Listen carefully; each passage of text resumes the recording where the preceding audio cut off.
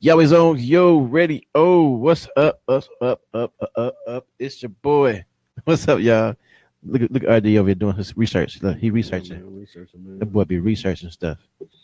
How y'all doing out there? Thank y'all for tuning into the Yo Morning Show. It's Somebody your boy, Godson. Huh? Somebody said my name. Somebody said, yo. You voted for me, Cora? I Remember that movie? You talking about the Meet the Browns. Yeah, Meet the they Browns? stupid. Yeah. They is stupid, man. Hey, we need to get the Browns on the show, man. I know. What's his name? David Mann. Not the Browns, the Mans. The Mans.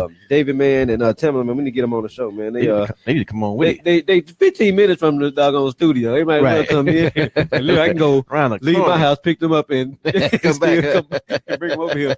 You're right, for real, bro. Well, they even got to come to the studio now. They can, we send them the link. They can stay in their kitchen. You know what I'm saying? And get in there. Just kick it with us on wherever they are. They not spend no gas money. That's the good thing about the show now is that we got the capability to have people that even spend gas money to come on. For real. You know what I'm saying? Come kick it with us and all that good stuff. Look at Jay Brown in the house. What's up, brother? What's up, Trey the Barber in the house? Trey kicking it with us. Thanks for everybody that's tuning into the Yo Morning Show. Hey man, it's gonna be a great this show, man. I can't wait for today. Hey, for real, me either, man. I'm still over here inviting people. I done made new friends just to invite them. People ain't even accepted my friend yet. Like, come on, for real. Come on, hey, soon as you accept my friend invite, it's gonna be an invitation to your radio. So be forewarned. A disclaimer: to like me is to love your radio. Man, I'm gonna tell you what else popping this weekend. What's up? That whack game. Oh, that wacky whack game. Man, I wish the Saints was in there, man. Man, I wish they was too, brother. I swear, because I was all out on my little vacation with my Saints hat on last week, and everybody at the airport was like, "I wish I was going to the Super Bowl." I was like, "What?"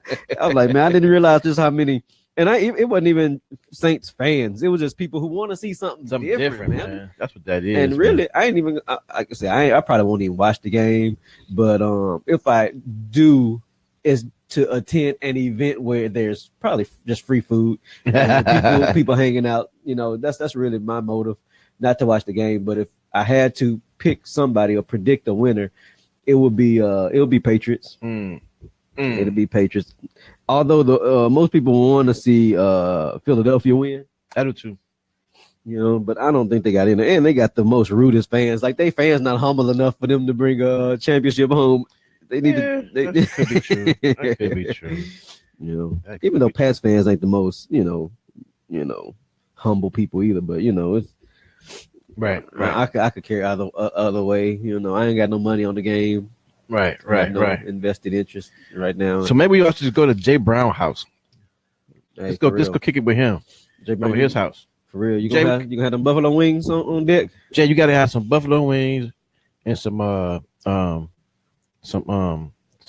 kettle corn. No, I'm just naming stuff. Carrots and ranch. Some great poupon. Hey, something, man. All that stuff. Feed us, man. We'll come over to your crib. We'll crash our crib. Jay said man. Philly gonna win. Win. They might. They just might. It might be something different, man.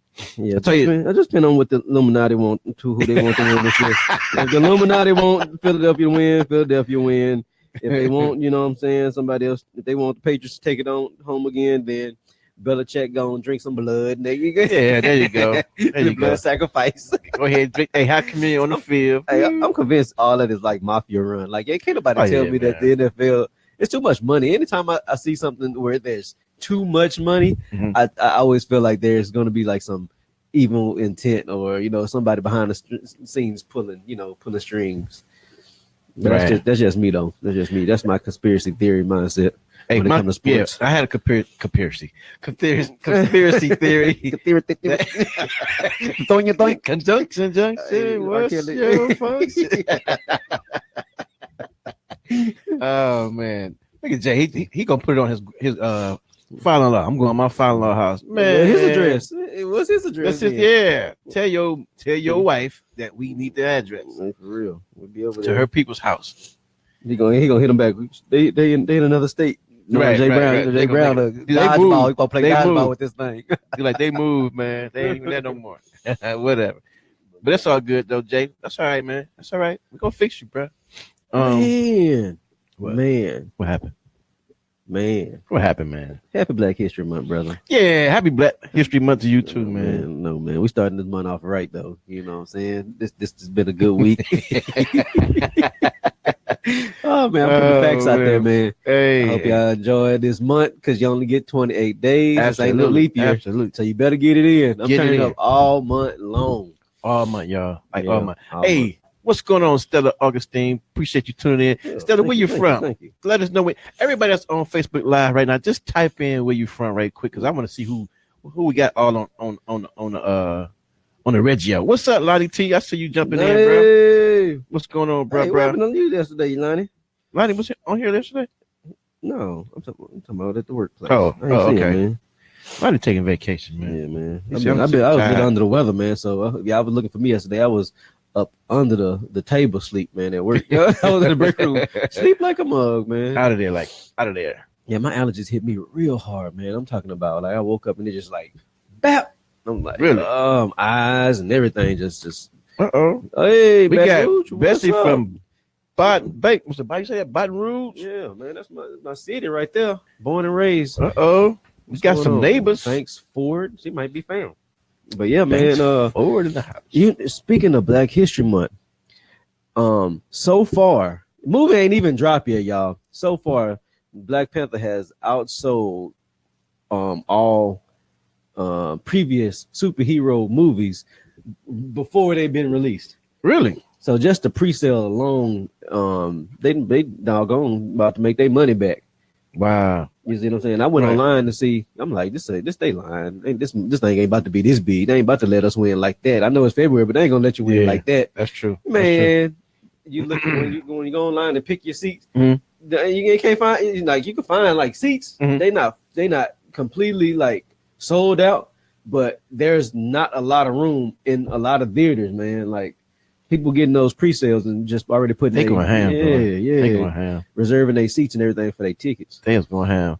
Hey, Stella just said she from how you say that? Is it Abuja, Nigeria? Is that how you say it? Abuja, Nigeria. Abuja, Nigeria. That's Stella Augustine. Stella. Oh, what's going on? We out Nigeria. Nigeria. We done had Switzerland. We done had Switzerland, Nigeria. Oh, this week. We had South Africa too. When my brother was out there. Right. What's going on? We got it. We international now. Man, internationally known players from the Himalaya.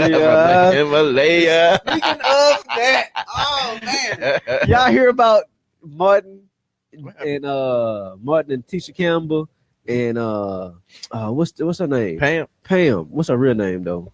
Tachina Arnold. Yeah. They working on a sitcom, like a reunion type show, man. Yeah. The internet just found out about it. They've been posting pictures of them together and everything. Okay. In LA, eating lunch and stuff. So they could be a pilot coming soon, y'all. Fingers crossed, because I'm still watching. I watch Martin reruns like all the time. They brand new, man. Still laughing. I already know. I know all the episodes. Ain't knows gonna happen and everything. Still laugh, man. That's because I'm corny though. That's all right, man. No wrong being corny. But you think that'll be big though? Yeah. As long as they come strong, they can't come weak though. They can't come weak. Because people used to hearing that certain thing. Yeah. They come with something. If it's better, cool. If it's like lower than what he had already, they gonna be like, that's whack, man. I know, man. And R.I.P. Thomas Michael Ford. He ain't gonna be there. Obviously, I hope they don't even try to find another Tommy. You know what I'm saying? Like the first show need to be like them, a tribute to Tommy type thing, and then we get into the jokes and the comedy. Just like a little, man, when Tommy was here, man, that type of thing. Mention them, because that hurt the community right there when Tommy Michael Ford died. That was deep. Yeah. You got Brenda said that would be wonderful. I still watch the old reruns. Absolutely, Brenda. We all do that. Hey, Black History fact. Never mind. That might be inappropriate. But I say Gina was the first snitch, celebrity snitch. I'm telling him. Gina messed the show up, man. But really Martin messed the show up when he was on them sleeping pills and all that stuff. He was on them drugs, man. That's kind of making passes at the lady and everything. So she had to tell him. What Valerie said? She said currently in Dallas, but I'm repping Wisconsin. I'm inviting all my fellow cheeseheads. LOL. I hope Stay tuned in. Y'all be doing this in Wisconsin? Y'all be doing this in Wisconsin? Wisconsin? Like we done with the Wiz. We done with the Wiz. How you hard in Wisconsin? Like, I wonder, do they gangbang in Wisconsin? I don't even know. Do cats? Yeah, they make cheese. Hey, they be on the corner. Hey man, I got this provolone. Cheese, I got this provolone. What you want? Cheese. What you want? I got provolone there. I got cheddar. I got that Vermont cheddar, but it's Wisconsin. And then Val come out. I got that nacho cheese. I got that. It ain't yours. It's mine. I got that school lunch cheese for your family. What you want? What you want? Hey, y'all. I'm for real. Do y'all be muscling people on the block who selling a different variety of cheese than your cheese? Man, my cheese better than your cheese. Is there like a blue cheese? You know, like Frank Lucas old Blue Magic. Do y'all have like blue cheese? Dillas, blue cheese, Dillas in Wisconsin. That's funny. Wisconsin, can't do it. Cheese heads. I can't do it. Your fingers don't curl. You gotta do them. You gotta do it for your hand. Your hand can do it yourself. There you go. Look, he's struggling. Hand down. Put your hand down, man. He like somebody uncle. He like Wisconsin. And you keep your hand still. Like you nervous. What you nervous for, boy? What you nervous for? I'm good. Yo, W did not look confident in himself. He's like, it's like, oh my god, he's over here trying to throw the West Side sign like in the 90s. We go hard. Stop it. Not too much. So we go hard. Y'all do go hard for real. Definitely. Bessie laughing at us. She is laughing at us, fam. Hey, look, we gotta have fun. It's Freestyle Friday, y'all. I got some jokes too. Hey, I'm telling you, everybody that's on Facebook Live and the app, I got jokes today.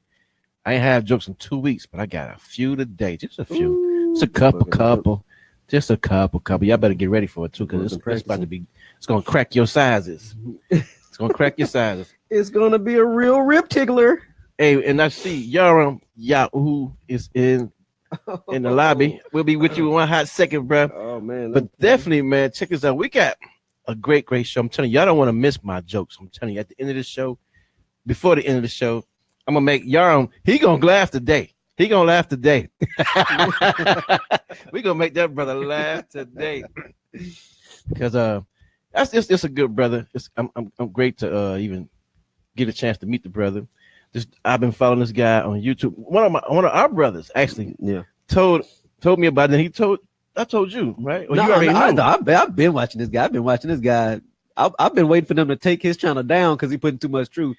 So I was just hoarding all his information. I'm talking about like before we found a community to get involved with. We was watching his videos on Shabbat. Okay, like real talk. Definitely. Like that was church for us. See, Yaram, he's like our Martin. He keep playing.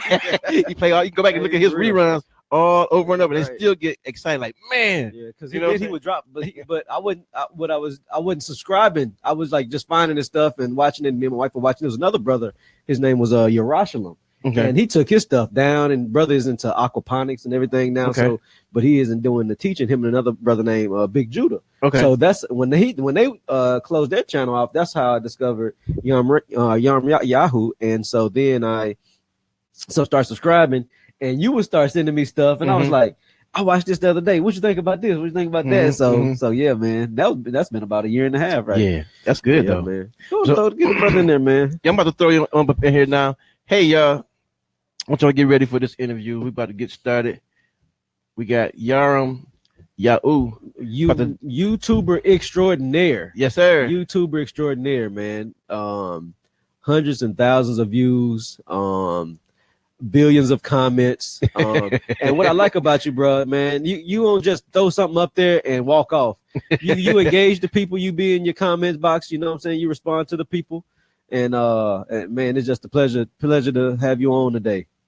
Yes, thank you for having me. It's so exciting to, be here on camera with you all. And once again, thanks for inviting me and looking forward to it, really, like, especially to be like outside of like the YouTube area, really. Not at all. You just glad you ain't had to buy a flight to Dallas or drive. See, I sent you a free ticket. Exactly. Free ticket. Yeah. Free online. How's everything going out there for you, brother?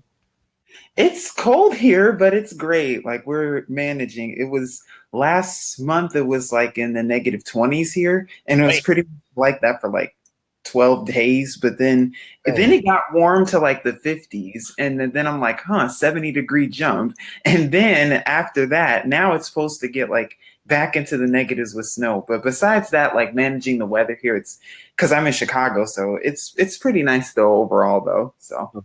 So y'all have inches on the ground though, right? Right now, there's no snow, but then they just talked about that though. They said like this weekend it's supposed to like really snow a lot here, so we're getting ready for that too. So yeah, we're used to it though. We're used to it. Did it snow there in Dallas at all though? Very little. It does, but not this year. Not this year. You know some people wait for the groundhog to tell them if they're gonna have a long winter. We don't get a groundhog. We need to get a flight down there then, because man, to escape the snow, like really. Yeah, man. Definitely a good thing. Yeah, when it does snow, it's like it'll fall and it might stick, but it'll mix in with the mud and that's how, and it'll melt the next day. Sun will be out or the same day. Yeah, the same day. For real. It's like that here in like May, like when it does that, man. What's up, man? So definitely check this out, man. It's like my big question is this though: where did this all start? It's like first you start off as Chris, just doing what he do. So where did that spark come from? Where did that spark come from? Like how like the channel began and everything. The thought. Yeah, your conversion from church. If you're like us, we grew up in church. I grew up in the Baptist church. Did you grow up in Baptist church also? His dad was pastor. My family, we started a church and everything. But how do you go from church to this ministry you have now? Wow, that's actually a really great question. So, sort of to give like the gist of it, it all started in like in 2015 actually. And so I was in Los Angeles. I had just done 2 years of college. And then after 2 years of college, that's when I moved to Los Angeles to pursue a career in creative writing. And like you all, I was a Christian for pretty much all my entire life. Like I grown up like in the church. My mom was avid about church and she was on the prayer ministry there. She was like avidly involved. And this was like one of those mega churches. So I'm not sure if you all are familiar with those. But like mega churches are like, it has like thousands of people there. And so we would go there pretty much all the time. But then during my time in Los Angeles, that's really when Yahweh really started to show me things. And because I was away from like my relatives, I was not really in a place involved a whole lot, sort of like with or my surrounding area. So long story short, it was I still remember it. I'll never forget it. It was right after gay marriage was passed that Yahweh, and I had just gone to a writing conference because I was pursuing writing full time because I was in the publishing industry. I had interned for a publishing house that was a division of Random House, which is a like major publishing house. And I wanted to go to Los Angeles to pursue screenwriting. Anyway, that's when I just had the question in mind, like, was JC, as we've known him, was he resurrected on a Sunday? I always just had that question, or was it really on Saturday? And so when I typed that question in, that's when I started, that's when like the research began. So this was like the summer of 2015. And so for a series of like 5 to 6 months between like, we're talking like 10 to 12 hours of research that I would do just with different questions. And really this was just the Father leading me into different topics. Then I started doing research into things like about the Illuminati, things into like conspiracy theories and FEMA camps. And then that's when I was led into more things about who we are as a people. And actually you mentioned Yerushalayim, that's when his video popped up. This was probably around the fall of 2015, actually, about the hidden identity of so-called blacks in the Bible. And so when I looked at that, and when he had his channel, Drawback Jacob, I saw some of his videos about like how we are not to eat pork. I saw other videos about just different topics, and then learning and understanding who we are as a people and the laws and commandments and everything. And so by that point, it had been about 5 months. This is like the month before starting the channel. Yahweh had led me to do like tons and tons and tons of research. And so it was by that point that I said, I have to get this research out here somehow, like that. I have to do something with this. I can't just sit here with this and not be, I have to tell someone about this. Mm-hmm. And so that's when, really after that point, by that point, I still didn't have a job. I was basically a college dropout because my grandma was literally paying for me to stay in Los Angeles to sort of make it big. And I had been invited to an Empire season premiere. But even with that, I actually attended that, but it was just, I didn't really want to pursue that path once I found out the truth about the Illuminati after doing all these hours and hours of research. And so that's when I was led to put everything on a YouTube channel. And so the YouTube channel started as of December of 2015. And what's interesting about it is that it really in the same format as I'm talking right now. Like I would get on to the camera and do videos in person. And that's sort of, and if you actually watch the beginning of the channel, you'll see myself on camera.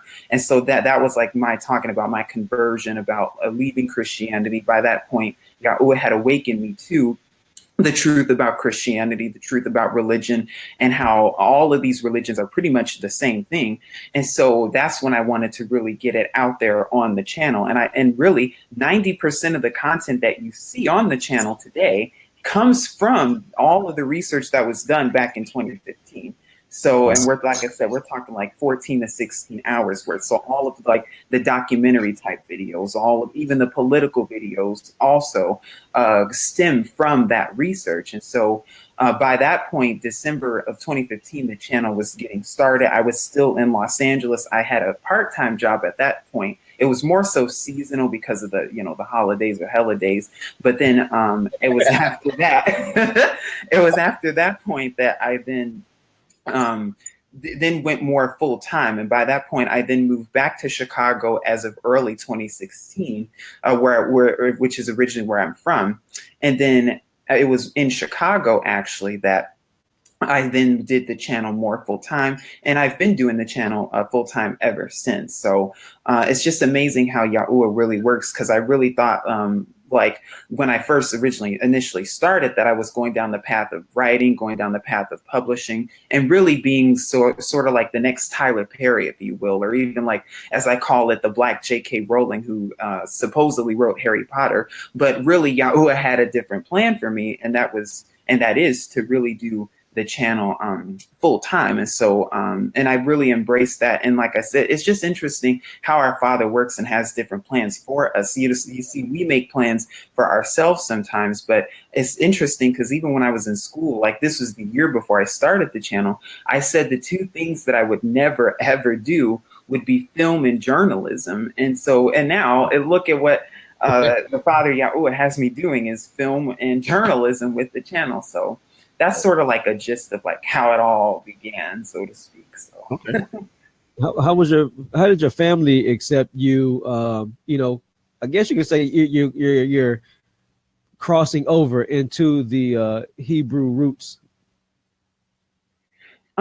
At first, initially, I will be truthful. Like initially, it was very difficult at first, because I remember back in like the end of 2015, I remember like calling my mom and like telling her like, hey, like we're not supposed to be going to church, and hey, like Sunday's actually sun worship, and we're not supposed to be doing that, and like Christianity's wrong and all this stuff. And the first thing I think a lot of us experiences, there's the phrase, oh, you must be in a cult, you must be in a cult. And my mom was like, literally, she was ready to like fly down to Los Angeles because she thought I got involved with like some cult, and she really thought that I was like really, she was like ready to fly down there and like be like, what is he getting himself into? Because I was sharing a lot of this stuff with her. And so by the time I moved back to Chicago at the beginning of 2016, so basically 2 years ago from around this time, actually, that's when I share more things in person with my family. And now, initially, like I said, they were very just non-accepting of it. But then, but see, his word does not return back void. So when it came to my mom, for specifically speaking, as I shared more and more with her, she was always, and even our church, it was always a word-oriented church. So basically, even though it's still in Christianity, it still was like, prove it with the word. Can you prove it with the word? Can you show me in this verse what this says? And so I started showing that to my mom. Well, like, for example, Christmas. Well, the word Christmas is nowhere in the scripture. So why are we observing it if it's not even here? The word Sunday is nowhere in the scripture. So why are we going to church on Sunday if that word is not even here in the scripture? So as I was showing her those things, she then started to open up a little bit more and started to really slowly see the truth. And I'm just so thankful now. She's fully embraced that she no longer goes to church anymore. She now embraces the truth. Is she's still learning things like the Shabbat and things like that. She was also, because we recently had immersions here in Chicago, she was also immersed in the restored name. So I'm thankful for that. And this was about a year or so after my immersion. That was back in the summer of 2016. Now, as for the rest of my relatives, Yahweh is still doing a quick and mighty work even through them. And I still, of course, keep them in prayer. But for her, she really has grasped the truth. She really sees the truth about this world, not just like who we are as a people, but also like the political side of things, like the Illuminati, the New World Order, and things like that. So, she really is coming out of the hella days in Babylon. But as for the rest of my family, I know they'll get there. I know it'll take some time, but but I'm just thankful that at least she really sees the truth. Good. Now, what I gather from watching your videos is that you provide information on prophetic moves of Yah. You mentioned Babylon. What do you consider Babylon? So that's actually a very interesting question when it comes to like Babylon and everything. I covered this a little bit in my Islam video, but I really consider Babylon to be like a system of paganism. So not only Babylon really is a culmination and a mixture of like a ton of things. So like, for example, Babylon is like this political system that this world is built on. So like the New World Order system when it comes to just how, like, as I call it, politricks in that scheme of things also can relate to like, you can also think about it as like the Tower of Babel and the first Babel with Nimrod and how that system was built on. If you do some research on that, it was built on religion. Babylon is pretty much all of these religions, like the mystery of iniquity, mystery Babylon. So like, for example, Islam, and even Christianity. And I've done and covered videos on how all of these religions are pretty much similar to one another. And like how Islam is similar to Catholicism, and how like all of these different things, because they're rooted in ancient Babylon, and also how Babylon like stems from, you have Babylon, then you have Egypt, and then you have like, and all of these different religions, they stem from Babylon. So it's like a political, economic, religious, false apostasy system, really, and that gets its roots from Rome, which is Rome like the beast. So, right. So, what do you think that everybody should be on the lookout for? Even though we watch your videos, but what do you think you could tell the people what to really watch out for? To really watch out for, like, prophetically speaking, is just like really understanding, of course, who we are as a people, but then also too, just really watching out for, I'd say, I mean, I know there's like a whole lot of different things about like about the 400 years and everything, and I've covered some videos on that. And Yahweh willing, I'm going to be talking more about that and why that year is so prophetic. Not just when it comes to how it's very similar to the first Exodus, like very similar, like luminary speaking, like how everything lines up. Like, for example, how that year will begin on the full moon. Well, if you look at the Passover, or the year that the Passover took place, and if you like read books like Jubilees and stuff, you'll see that in that year of the Exodus, the very first day of the year was was on a full moon. The reason I say all that is because what we as a people really need to watch out for is just to really have that discernment. I'd say is to have discernment and to know the times that we're living in, but also to have the understanding that we are not at home. Like this is not our house. This is not where we're here to stay forever. And I think, I see a lot of our people, we cannot get comfortable here in this place. Like this is not our home. We don't belong here. Like we are sojourners here. We are, this land itself is the land of our captivity. They make that that song that's like, what, this is your land, this is our land, and all of these anthems that they have. It's like that doesn't apply to us. Like this is the land of as a nation of our captivity. And so, I've just been really looking more into like for example, the Babylonian captivity, how that one was 70 years.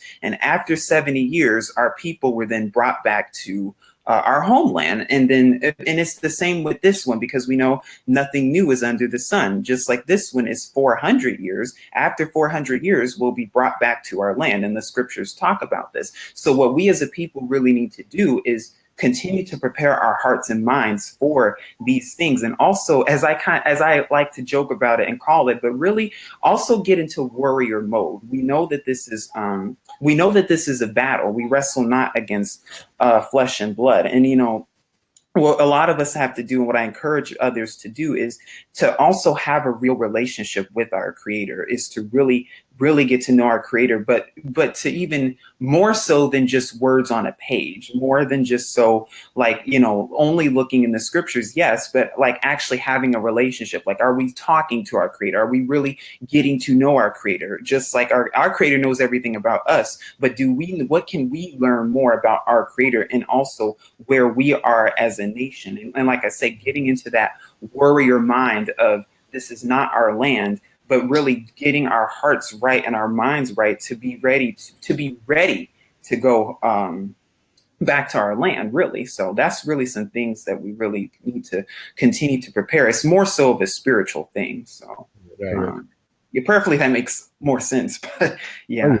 Yeah, and I mean, when it comes to that, you mentioned the 400 years, and it's funny you mentioned it before I did, because that was one of my first questions I wanted to hit you with, really, because I'm playing around. You inspired me, so of course now I'm on, Politico, I'm on White House websites, just to kind of gather information to arm myself, because we cover a range of topics. We have a very, very diverse audience. And so I want to make sure things that I'm putting out there reflect that, and that, they reach each person.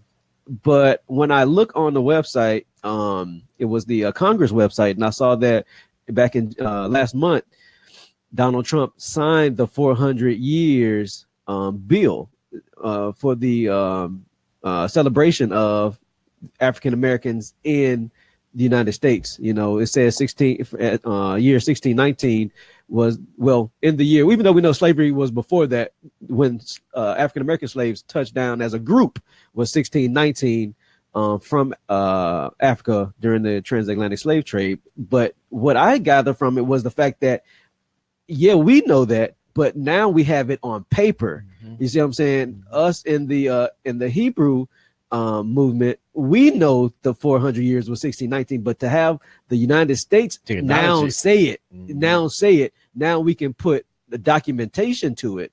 And next year being 2019, going back now to the scriptures and validating that with Genesis 15, is that far-fetched? Is that a far-fetched idea for me to have, to believe that these two things correlate? Not at all, actually. And, like the word says, as you were speaking, what does the word say? Every matter has to be established with 2 or more witnesses. And so, as I learn more about that, what that really is talking about, we know, and now we have the understanding that the scriptures is a history book. It's a history book about who? About Yahweh, the Creator, making a covenant, and a renewed covenant with a group of people. Now, yes, other nations who are not considered this group of people can join and become part of the house of Yasharal. However, it's still about this one group of people. And of course, if we read the curses of Deuteronomy 28 and Leviticus 26, we know who this one group of people is. And like I say on the channel, it's not about Jewish people. It's not about Christians. It's not about Muslims. It's not about any of these religious folk that have twisted it and have made it about themselves. So we know it's a history book. That means if it's a history book, history and scripture have to line up perfectly then. And so when it comes to the 400 years, they know what time it is too. They as in the elite, they as in our enemies. They know these prophecies left, right, up and down, front to back. A lot of them do. And so they know too how prophetic this really is. And I've talked about in the channel just the number 400 from a Hebraic standpoint. And in the Hebrew, how the number 400, if you look at our alphabet, the 400, the letters are actually the same as numbers. And so, like, for example, the Aleph represents number 1, the Bat or the Bath represents number 2. Well, the last letter of the alphabet, which is the Tav, as it's commonly called, or the Thu or the 2, is the 22nd letter of the alphabet, but it has a numerical value of 400. So it represents when it says 400 years, it's actually an X, or the letter Tav right there that was written in Genesis 15. It's also repeated in Acts chapter 7. So we have the word itself as a witness with Genesis 15 and Acts 7. But now we have the historical side too. We have the historical evidence as, with the documents recording 1619 being the year that the so-called slaves landed in America or Virginia. And now we have Congress even acknowledging it themselves of 400 years from 1619 to 2019 in that bill. And I've covered a video on that bill also. I think it's HR 1242, if I'm not mistaken, that bill where it says, where they even recognize and acknowledge the 400 years. And so now we have both of those witnesses to back that up. And with that, we're able to see, all right, historically speaking, we can see how it relates to scripture and how it's very prophetic indeed. So, yeah. That's good. And so a lot of what you research comes from the scriptures, but a moment ago you mentioned the Book of Jubilees. Mm-hmm. How important is it for us while we're, engaging in scripture, precept in scripture, and sharing the good news? How important is it to have a reference of the quote unquote lost books? I think it's very important. The word talks about in Hosea 4:6 that where Yahweh says, "My people are perished for lack of knowledge." And so what that's talking about is really having an understanding of certain things and understanding that things have been twisted. We know things have been hidden. There's just been a whole lot of things that have been taken out of scripture. And so even the word says, and I want to say in the book of Daniel, that knowledge shall increase. And so we see that with the internet, we see that with technology. And so when it comes to some of these, so-called lost books and everything, like everything, we always need discernment when it comes to these things, because we know that, it's been translated into how many languages, into English, and then, and how they've all, even in the KJV, and I've talked about this on my channel, even in the KJV, they've twisted a lot of words, even with that in the English itself. So now, mind you, when it comes to the lost books, it's that same type of discernment that we need. But I think for us as a nation, it's definitely very important to really look at things like the Book of Enoch and even like these extra books to be able to have a better understanding of certain things and certain events, and really also like timelines and prophetic timelines and how things line up. So like, for example, like I was talking about in relation actually to add to the 400 years, like how in the book of, if you look at like the Book of Jubilees, it talks more about a the priestly cycle, and you can find more about that when it comes to like the years and when events up until the Exodus took place and what Jubilee they took place in.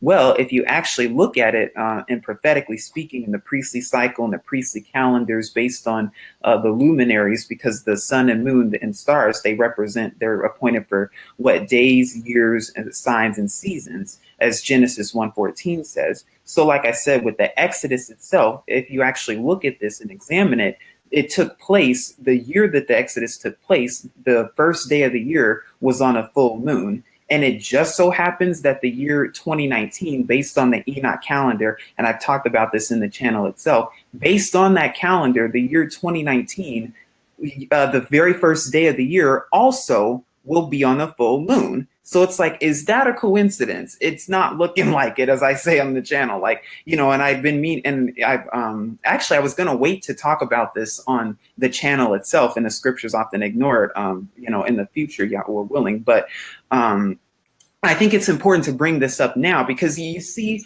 the parallels. You see how nothing new is under the sun. Another example is, and this was actually one of the very first videos that I did, I think back in 2015 actually, was on Second Esdras, which actually is in the KJV back from 1611, I want to say, but has been since taken out of today's KJV. But in chapter 15, how it talks about the plagues coming back to Egypt. What that means is that nothing new is under the sun. This current Egypt, spiritual Egypt, which is America, is about to experience the 10 plagues again, just like before in the first one, just like in this one. So again, but see, it's about having that understanding, though, and also understanding, too, how we wrestle not against flesh and blood. Another reason they took out a lot of these books is because they want people to think that there's to not have an understanding of the spiritual realm. So, for example, the book of Tobit or Tuba Ya'u, I think a reason they took that book out is because in the book it talks about how one of the sisters was wanting to be delivered from a stronghold demon, and that's even called out by name in the book. And we know Enoch talks about these things like the Watchers and things like that. And so if you take those books away from people, then they have no knowledge of it. Then they cannot be free from those things if they have them. But see, if we have these stories to reference, then we know, okay, we can pray for these types of things just like our ancestors did before. If you look at the book of Baruch, you'll see that during the destruction of the first temple back in, they say it was 586 before Babylonian captivity, you'll see that the messengers were actually appointed to destroy the temple. And it's going to be like that again for this Egypt here. And you'll even see that also even in the stories of I want to say, if I'm not mistaken, I want to say Jasher, when it came to the first Exodus, how other messengers were appointed during that time also. And even during, of course, before the flood, we know the story about that even in Genesis 6. So it's just getting an understanding of these things. And that's why it's so important to really look at this stuff also to really see how it lines up with scripture too. Right. And, you mentioned the book of Jasher, man. When I discovered Jasher about a year and a half ago, me and my wife, we were hooked, man. We were hooked to this book. We had it on audio. We would come home. Man, did you hear this part? Did you read? Because we had on, I can listen to earbuds in the warehouse. So I put that one in and man, it was so inspiring because you get a more enriching, like in-depth image of these individuals like Abraham, like Isaac, like Jacob, more so Moses. Like Moses wasn't just a guy who got handpicked. Like he was being groomed from birth to be the deliverer, if you will. And but you get a scope of that by reading the book of Jasher, which Genesis is nothing more than a condensed version of Jasher, the book of the righteous. Jasher or Yasher, which it is, and in Hebrew means to be righteous.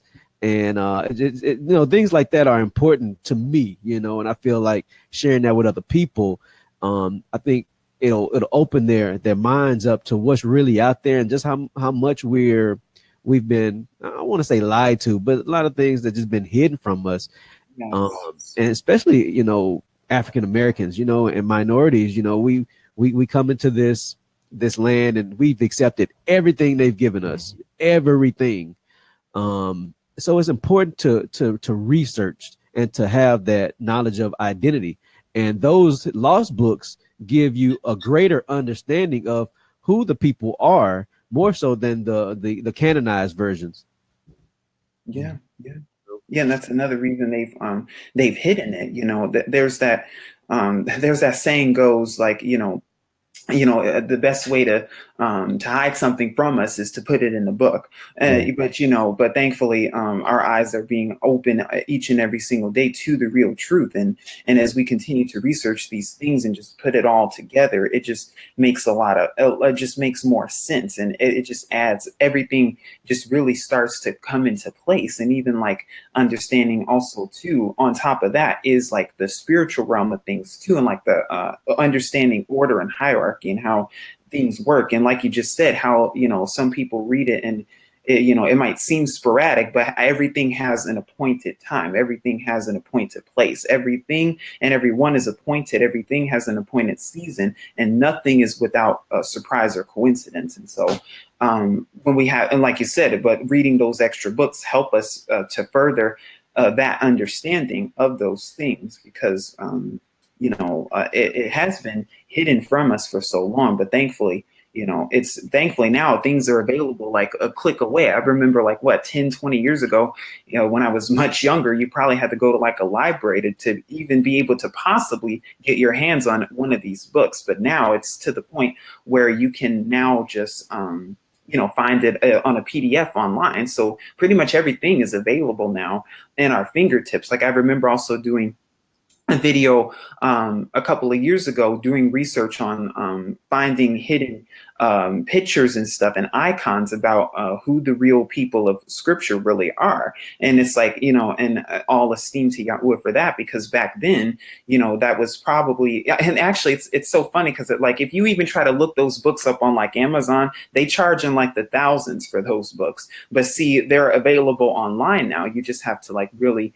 it takes a lot of digging in order to really find it. Like I remember for some of them, I had to go on like auction websites, but they're there and it's all readily available for us. So now we just have to do our part by putting in the work, effort, and research and time to really dig deeper. So for everybody that's on Facebook Live right now, I want you guys to have any questions. You can ask questions at any time. Don't hold back. I know you're probably thinking like, what's going on? Right. So ask any questions. It's not a stupid question.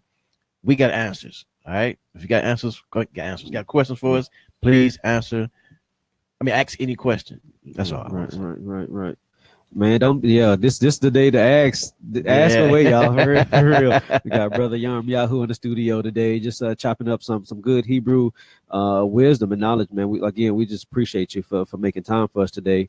And back to what we were saying, even with the Book of Maccabees, there's a passage in the Book of Maccabees that said that when the Grecians came and destroyed the temple, putting up, images of Zeus around, they even changed the images of the Israelites, and in their books. And so we see that now in all the films. There's a movie coming out called Samson, and it's a Luke Ferrigno built brother, a Caucasian guy. And I'm like, they're never going to give us that, man. We're never going to get, just do, bro. Everybody knows his brother Samson was a Herculean type of Africanoid individual. He was a Hebrew brother with dreadlocks, and they will not give us our characters, man. And do you ever see that happening?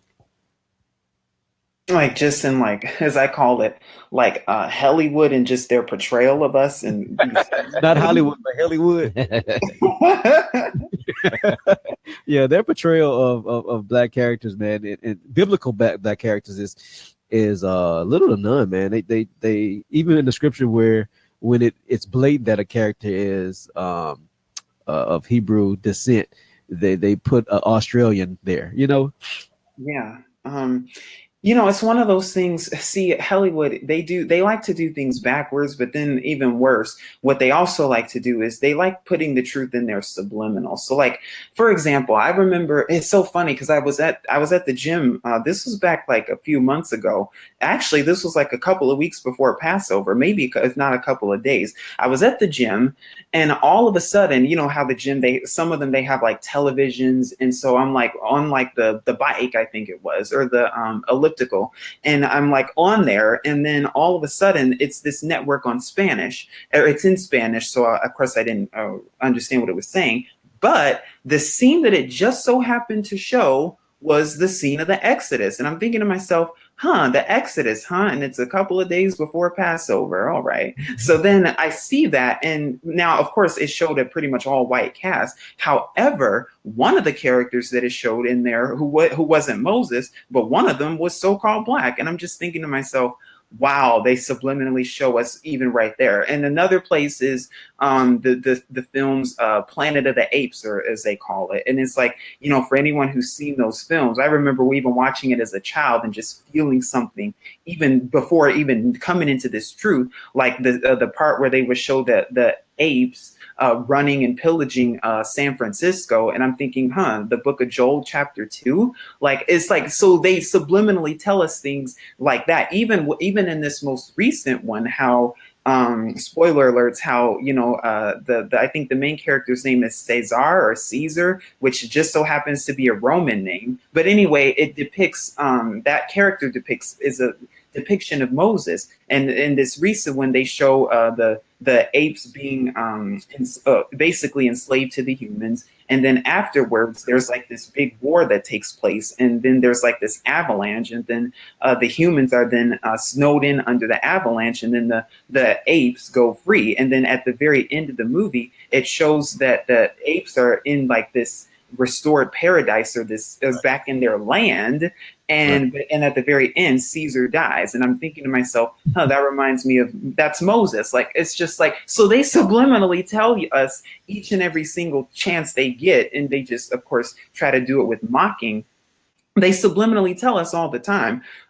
In other movies like that, even though they have other ones portraying white characters as the scriptural characters who we know are dark skin and not, you know, what they claim them to be. But then in other ones, so it's like they do a lot of this blending, and what they're trying to do is really tug at the hearts of people's emotions, and they're trying to get people revved up and riled up over this type of stuff and keep the race thing going. But you know, I guess now it's just, I'm like at the understanding of like just being able to like really read between the lines and say, all right, what are they really trying to show here? So yeah. Which at the same time, you can't hate. Like I don't.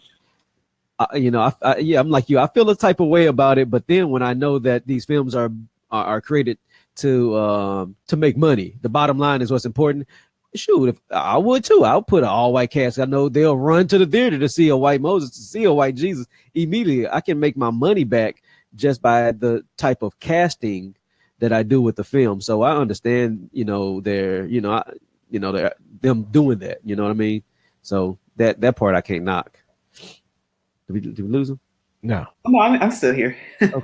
He's like, whoa, why did he just say that? So I mean, I get that. I get that. It's money. They money motivated, brother. You know what I'm saying? So I get that. I get that. I just wish they would have showed this, just the actual. Hey, this is what it is. Once. Yeah, for once. You know, give us one. Give us one. I guess Black Panther I won. So Marvel got to get it through Marvel, I guess. You know, Black Panther. How important is Passover this year? This year? Well, I mean, really, all the feasts we know are important, but like for Passover, we know that our Messiah represents the Passover lamb. So Yahusha is our Passover lamb. I think it's also the first feast of the year. So we know like all of them, it's in the spring. All that, and then, you know, we know that's another lie. They tell us that the new year begins on what they call January 1st, even though we're still in the previous year. So with Passover being the very first feast, it's very important to really have like an understanding about what it's about, because even coming into this truth and everything, as we slowly start awakening and really start keeping all of the scriptures and not just some of it. It's important to also have an understanding, well, why are we keeping these feasts? What do they really mean? Why does our Creator even tell us to observe these things? Because these are his feasts, actually. So why is he even telling us to observe his feasts to begin with? Why does he want us to do this as opposed to keeping the feasts of our enemies, such as Christmas and Easter, etc.? Like, why? Oh, the main question becomes sort of why and what they represent. And so with Passover, it's actually really a double portion, because we know on Passover, during the time of the Exodus occurred on Passover. We know with the Passover meal, they were in Egypt, and then they had to eat it quickly in order to be exited, literally to make the Exodus. And so we see how that represents redemption. We see how it represents freedom. We see how it's also a foreshadow of our redemption to come. So that's what it symbolizes from that standpoint. That's the first thing. The second thing is, of course, our Messiah himself is our Passover lamb who died on Passover in order to do what? To atone for our iniquities and transgressions. So it really is about getting, and this is something else I've been studying and looking more into, and Yahweh willing plan to talk and cover more about, is these feasts and how they're so important, and also why, especially when it talks about our Messiah comes to fulfill. We know he came to fulfill the spring ones, and we know that what they call Pentecost was fulfilled during the time of in Acts chapter 2. Well, the only ones that have yet to be fulfilled are the fall feasts. And if you really, really, really start looking into those ones and see when he talks about that Yahusha is what? The beginning and the end, and that in our calendar, it's actually the fall feasts are actually at the end of the year, because it's the first 6 months and then it's the last 6 months. And so with the 7th month, that's all of them take place at the end of the year. We know that we're in the end of days, that this is what really is us as a nation, the last captivity, with the 400, which is the last letter of the, numerically speaking, the last letter of the alphabet. So we see how they go hand in hand, and how with each one of trumpets, atonement, and tabernacles, which are the fall feasts, we see not only how Yahusha is going to fulfill each one, but we also see how it also represents our redemption as a nation, and how we will tabernacle dwell with Yahusha.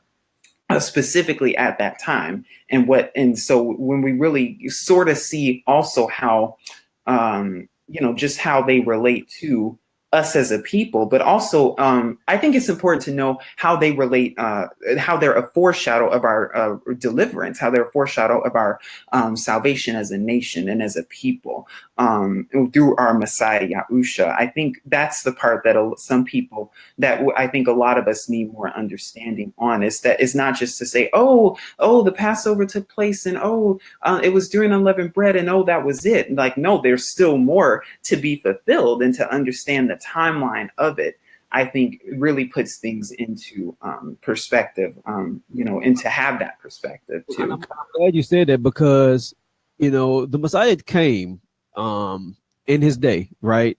And he was crucified, or hung on a tree, and people believe that because of that moment, we can stop doing Passover, we can stop doing the spring feast and the fall feast. Like he came, he did away with it. We can still, do it if we want, but it's not necessary, because he is a Passover lamb, so we don't have to do it anymore. And that signified, him coming that time signified our release and our freedom, even though we're still in bondage now. Like, people don't get that concept. It's just that he came already, and so that did away with it. How do you educate people beyond that mindset? That's one of the major issues with religion, especially with Christianity, is to say that, these things were done away with, or it was nailed to the cross, even though our Messiah was not. It wasn't a cross. It was a stake or an upright pole, and then he was hung on a tree. That's what it was. But really, it's about having See, that becomes the issue, is to say that, oh, well, it was done away with. So now instead of observing Passover, people can now celebrate Easter. Instead of observing, tabernacles, people can celebrate Thanksgiving and all these other holidays that are just nowhere in the scriptures at all. And so, and again, it's about having, first of all, that understanding what he actually says. He says he did not come to do away with the law; he came to fulfill it. His word says this in Matthew chapter 5. So if he came to fulfill, well, again, that's why understanding these feasts are so important. How did he come to fulfill? Well, he came to fulfill Passover because he's our Passover lamb. He died on Passover. He was, and I've done videos covering the restored timeline of this, but he died on Passover, was buried during unleavened bread, and unleavened bread is significant because it represents of no having unleavened bread, no leaven, no transgression, a perfect Passover lamb. It represents, for 7 days. And so he's our bread. He even says this. So then, and then he was resurrected to become the first fruits. So those three have been fulfilled. Then we talk about how Feast of Weeks, or what they call Pentecost, has been fulfilled with Acts chapter 2. So if those four we know have been fulfilled and he has fulfilled them, then there's three left that have yet to be fulfilled. And so to say that, oh, well, we no longer have to observe them, or, oh, well, we no longer have to even think about them, or, oh, we don't even have to consider them. Well, if that's the case, then first of all, how would the Messiah fulfill them? Second of all, how would we be redeemed and delivered? And third of all, we need to be able to at least be practicing to observe them and getting as close as we can to understanding when they actually are, because the Book of Jubilees talks about that too, how our people would observe it based on the calendars of our enemies and make an abominable day a feast day. That's really what we do on the channel also. And I recently did a video covering the calendar in tons of detail, and that video took years of research, but all is seen, of course, to Yahweh. But it's really understanding that, look, these feast days tie right into our deliverance. Like, we know trumpets represents trumpets. It represents judgment, basically, like trumpets. Like, that's what it's called. And then if you actually look at the Yahudim, the Hebraic understanding, see, they use this English, just disgusting English form of translations. So like when it says the 7th month, well, like I said earlier in the video, we know Hebraically speaking, letters are numbers. It just so happens that, and I was just doing a study on this recently, that the number 7 in our language is the letter Zayin or Zayin or the Zain. That letter represents weapon. It means to cut off, to plow. Like, it represents a weapon. So so it's like, when we have that understanding, like, wait a second, a weapon? Like, that represents, what does that represent? Judgment of these other nations. And then what I talked about on the channel too, the Day of Atonement, how the Day of Atonement, if you read Leviticus chapter 25, how it says in the Jubilee year, on the Day of Atonement, there's going to be, it talks about redemption, and how the Hebrew servants go free, and that all the original land returns to its original owner.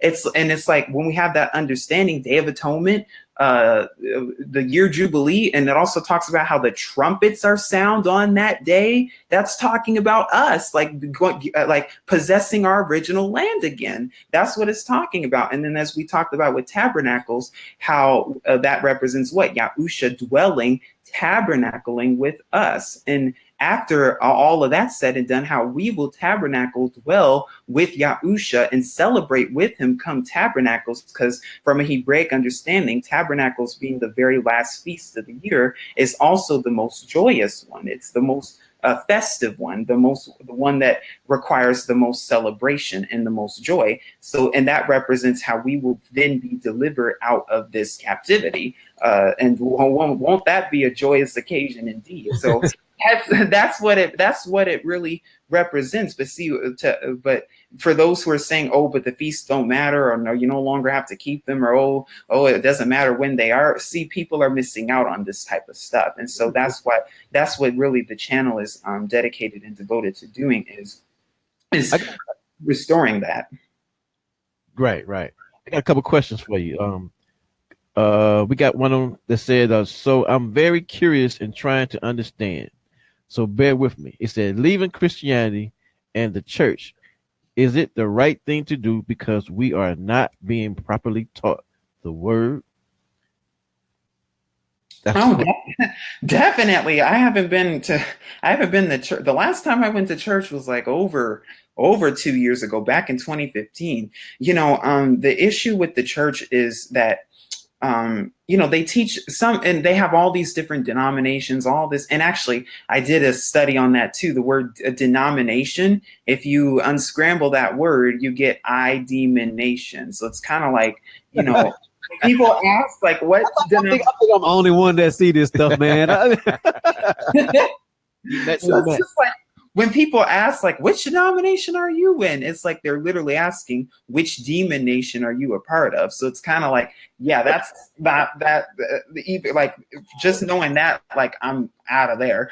Not only that, but then also, how they talk about tithing. They claim that the law is done away with, but yet they're asking for tithing. And Leviticus 27 talks about tithing and how it has to do with food, and how after every 3 years, our people were to give tithes. They were to bring food to the poor and to the Levites, the priests, so that they can continue their service after every 3 years. That's what tithing is. It has nothing to do with giving 10% of your money to a pimp and pastor, as I say on the channel. So, when it comes to Christianity and the church, definitely, like, don't be ashamed of leaving. Like I said, I don't even identify as a Christian. I've done a video on that, actually, my testimonial on the channel about why I'm no longer Christian, why I do not identify as Christian, why I do not attend church on Sunday. I've done plenty of videos on these things. And I think that's another thing that's important for us as a people and as a nation,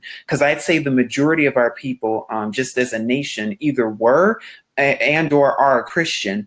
And so a lot of our people they still have like that attachment to that identity of being a Christian, of going to church on Sunday, and that was like really my mom, actually. Like, that was like her identity. Like, this is who my mom is, like the church going, Sunday worshiping mom, so to speak. And so, but now it's about being able to like break off from that and being able to like just more so embrace the word itself, because that's mostly not, again, it's different for everybody, but that's mostly why people go to churches, to wanting a pastor to teach them the word and preach them the scriptures. But really, it's about learning for ourselves and allowing the spirit of Yahweh to teach us and to lead us into all truth, like it says, and not needing a pastor or somebody taking your money to tell you what this says and what that says, or even worse, misinterpreting verses, so or twisting things, so to speak. So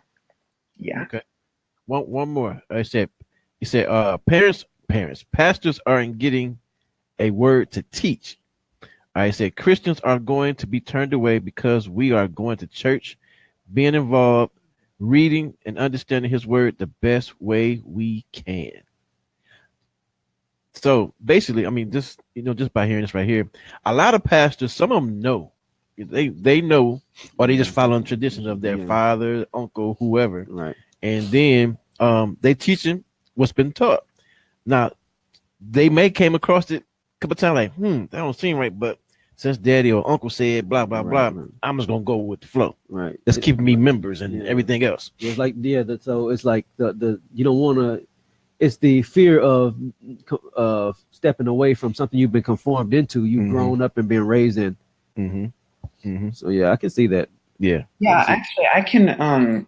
That actually, speaking of like my family, that's actually a lot of what I go through too. Because I'm thankful, and I'm Barak or blessed to have both of my great grandmothers are still alive. Well, actually, one just recently turned 98, and the other one is about to turn 90 this upcoming June. Wow.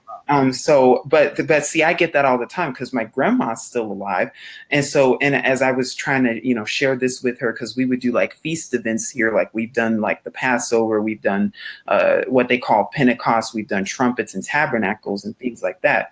And that would be the number one thing that I would get is, well, but mama said, but the tradition, they went to church for all these years and they did it this way. And you mean to tell me that they were wrong after all these years? And it's like, and it's so hard to tell her, but it's like, yes, like, it's because, but what happened before that? What happened before? What happened to your grandparents? More than likely, they were on the so-called slave ship. More than likely, they were in a plantation in Virginia. And just like the movie Roots talks about, more than likely, they had a Yahudim, or a Hebrew name, that was then beaten out of them. And then they were given the slave name and given the slave religion known as Christianity. And that is what has been passed down for generations and generations. And again, that's part of the curses that are spoken of in Deuteronomy 28, and where it talks about that we as a nation would forget who we are as a people, that would be basically beaten out of us, and it was. And so now, but see, now we have the remnants of that, especially from, I noticed it a lot more in the older generation that,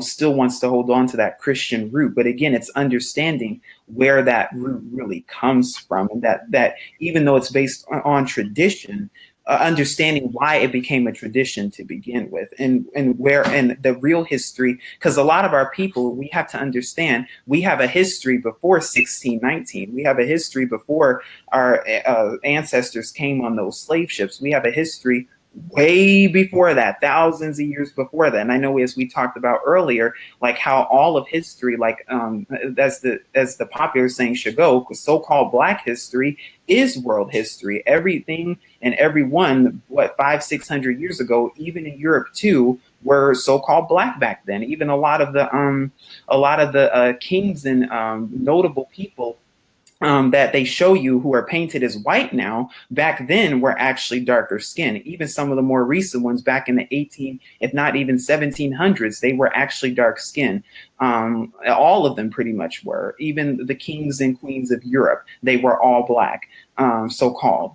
But of course have been whited out to support a more racist, agenda. And so because of this, what it's done is that it's blinded the minds of our people into making them think that, that our history only traces back to the slave age and that's it. But really, our history goes all the way back to Adam. All the way from the very beginning. So when we have that understanding too, then we can really, like you said earlier, like really understanding our identity as a people, when we know who we are, and that we're not what these other religions try to make us to be, then we really can really embrace, our history book, which is the scriptures, and understanding too that the scriptures is not just a history book. It's also a book about our economy, a book about our politics, a book about our poetry, our art, our history, our geography. It's also even about our science. It's a science book also, if you look into, if you really, really, really study it. And so it's all of these things that we have. It's our culture, our heritage, our identity, all of these things. Just like all these other nations, they have a heritage, they have a culture, they have a lineage, they have a language, they have all of these things. They have celebrations and festivals that they hold, just like with the Chinese New Year, and just like with a Cinco de Mayo for the Hispanic. Well, we have our own too. We have our feasts. We have the festivals in scripture. We have our own language also, which is the Yahudiya, or the Hebrew language, so-called. So we have these things too. But because of all of what's happened to us as a nation, the curses and everything, it's caused us to forget those things. But thankfully, we're being restored to our true identity. So, yeah. That's true. I got two questions. Two questions this came in. It said, what is the difference between Judaism and Christianity? That's the first question. That's actually a great question. So Judaism, the Jewish people, it actually goes like this. So they claim that there are two testaments, the Old and the New Testament. Even that in and of itself is just, I can go on about that. But the Jewish people, they subscribe to only the Old Testament. So they only will, they don't believe in the Messiah of the so-called New Testament. The Jewish people, they only follow the laws and customs of the Old Testament. The Jewish people believe, and they say, and they claim that they are the people of the scripture. scriptures, and they've made up this false Aliyah, this false 1948 Israel, in order to convince the Christians and other people and the world that they are the chosen people of scripture, when actually the book of Revelation tells you that they're the synagogues of Satan and that they do lie. And if you actually do some, and again, this is not bashing Jewish people, but this is historical facts. If you do some history and research, the Jewish people as a people were kicked out of over 100 nations. Why? Because they lie. That's why. And because, like the word says, they're the synagogues of Satan. So that's what the Jewish people believe. The Christians, most Christians do not subscribe to the Old Testament, but only subscribe to the New Testament. So a lot of them, will start at the book of John. A lot will, now again, this isn't the same for everyone, because I know some Catholics who they believe in all, in some Catholic versions, they have 73 books as opposed to the 66. But most Christians believe, of course, that the law was done away with, that you no longer have to keep the law, that it's only love and grace, and it's only, you're saved by grace of the blood of JC. And if you just believe in JC, you'll have eternal life, and that's it. And you can still do whatever you want and still live however you want. But as long as you have the blood of JC and the cross, you're good to go. And this is, of course, this is also the problem with this is that, his word, the Messiah himself, says something totally different. And then also, you really have to have both. The book of Revelation talks about that. It says those keeping the commands and possessing the belief. So you have to have both. And also, again, understanding our language, the Hebraic understanding. See, the problem with all of this is people have this Western, Grecianized, Hellenized, Eurocentric mind of the scriptures. And basically that mind of, if you just believe, that's it. If you just have belief, that's it. But see, with the Hebraic understanding, it's about doing. Like, for example, the word love in Hebrew, to show love is to do something. Just like, for example, to show that you love a spouse, you get them flowers, you get them gifts, you get them candy, you take them to the movies, you buy them expensive jewelry, you do all this stuff. So it's like, but see, when it comes to our Creator, let me just believe, and that's it. Let me just still do what I want to do, and that's it. But yet he says, if you love me, keep my commandments. That means you have to do something. That means you have to show him that we have to show him that we love him, just like we have to show our spouse that we love him. So, and even also when it comes to like the books and stuff, some people like to start at the book of Matthew, or the book of John for Christianity, but it's like, but any other book, you start at the beginning. You start at the very beginning. But yet when it comes to the scriptures, just start at the very middle, and that's all right. But in order to understand that, you have to start at the very beginning, at the book of Genesis, and understand that no, the law itself, or the commands that are written, is not done away with. But also to understand too that when it comes to the commands, understanding that which commands, the commands that are written on our hearts, the commands like the 10 commandments, and then also the feasts and the Shabbats, and also the weightier matters like loving, forgiving, things like that it talks about, and just having an amalgamation, a combination of both. So I feel like the problem with that people rejection of the law is that they've never actually seen the law. And so it's hard to, and to defend my Christian brothers and sisters that's on here, it's when you've never been taught this before and your pastor immediately says that it's done away with, in your mind, you immediately say, reject Leviticus, reject Numbers, reject Deuteronomy. I can read Genesis, I can learn about Adam and Abraham, and then I can skip over to Psalms. Like that's how I felt being in the church. And so, it wasn't until I actually sat down at my laptop and made an Excel spreadsheet and wrote out and copied and pasted and studied and found all, the actual commandments. And I realized, wait, it's more than 10 of these things. The 10 is really just what they call it, an index for the other ones. Thou shalt not kill has about 100 ways in the law, in Levitical law and in Exodus, and do the the examples in Numbers on how not to kill, how not to destroy one another. It's not just stabbing somebody or shooting somebody. It's dealing with what you say to people, how you approach people. You know what I mean? And so when somebody tells you that something is dead, immediately you reject it. And so our Christian brothers and sisters, they immediately reject it. Our seminaries reject it and never teach it or touch on it or expound on it so that you can gain a deeper understanding of what the commandments actually entail. Right. And so if you don't have that information and no one to you can come under to teach you what the commandments say, you're going to continue to be lawless, if you will, be lawless, unintentionally. Obviously, you're not going to go out there just trying to be lawless, but you're going to immediately say it's done away with. You're going to stand behind that. You're going to teach other people that. And, our Messiah, he said, those who teach the commandments are going to be greater in the heavens. And those who say they're done away with are going to be the least. And so that right there, my Messiah says that, JC says that for the Christians, Yeshua says that. So if he says that, I have to go by that. Now, there's this other individual in the scriptures by the name of Paul.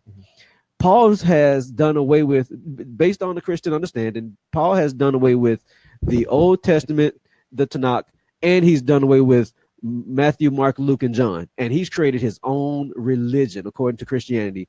There hasn't been one conversation I've had with anyone when we're debating the scriptures when they hadn't gone back to Paul and tried to defend their stance on a particular subject. Yep, absolutely. So is Christianity really should be renamed Pauline doctrine? Like really?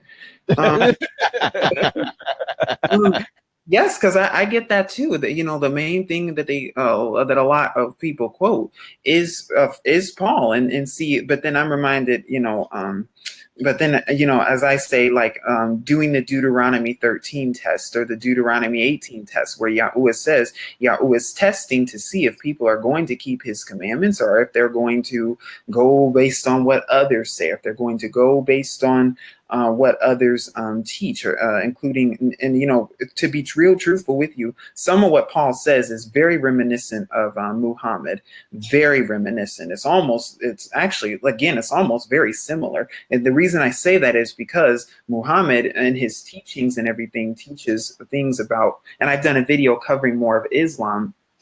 It's like, Muhammad claimed to have received the vision from the ark messenger Gabriel, and claims to have, and because of this now has these quote unquote revelations that are supposedly from our creator. But when you actually take a look at them, they're contrary to the laws of Yahweh. So it's like, so when we have that understanding, we see that Yahweh once again is placing this here to test, and is allowing it to happen to test to see, all right, are we going to keep His words, what He says, just like He said in Matthew chapter 5? Are we going to keep His words, what He says, or are we going to go, oh, but Paul says this, oh, but Muhammad said that, oh, but this person says this, oh, but my pastor said that? So that's the real test out of all this, really.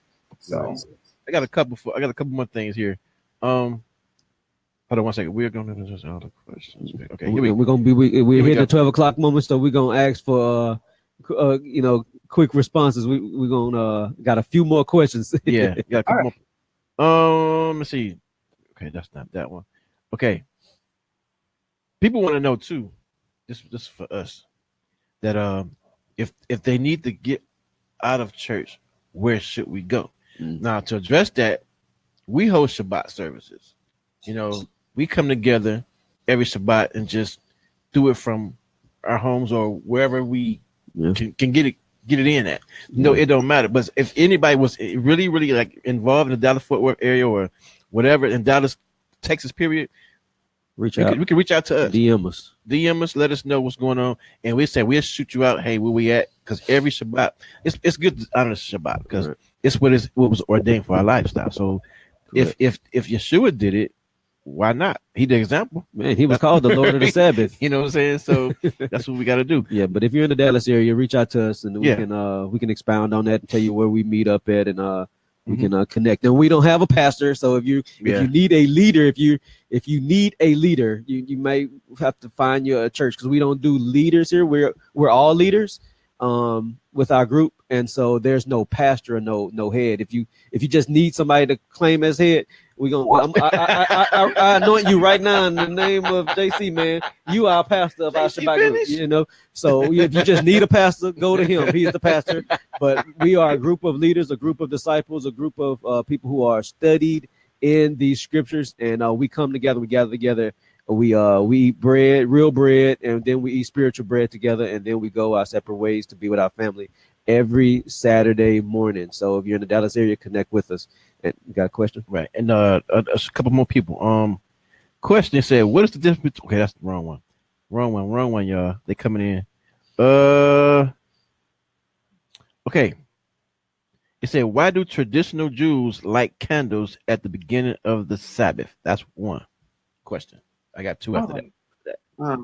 Well, just a quick response for that. So, the Jewish, they do there's just a ton of ordinances and things they do. A lot of it's rooted in, if you look up certain books that they have, like the Talmud, the Mishnah, all these other things that they do. A lot of what they do is, especially when it comes to the Shabbat, like if it's not rooted in the word itself, then it comes from it. It's based on their oral traditions, their oral teachings. That's what Yahusha was really talking about. And I want to say Matthew 15, and I've covered a video on that, like where it talks about where I think a scribe and Pharisee goes up to, or tries to condemn one of the taught ones or so-called disciples, like, hey, he didn't wash his hands before eating. And Yahusha basically tells him, the scribe and Pharisees, like, he's transgressing the law by not washing his hands. But Yahusha tells him that that's not even in the Torah itself. So you see these different things, like even the Jewish, I think they have kosher laws, like where they don't mix meat and dairy together. That's nowhere in the scriptures. So it is things like that, like for how they add and take away things. And so that's one of those things, reasons why they do it. Actually, if you read the Talmud, you'll see it's just very beyond abominable. So yeah, like I said, just stay rooted with the word. So absolutely. Take it for what it says, not what you think. Right. The other question was, what is the little boxes, the mezuzahs, on the doorstep of Orthodox Jewish homes? What's its significance?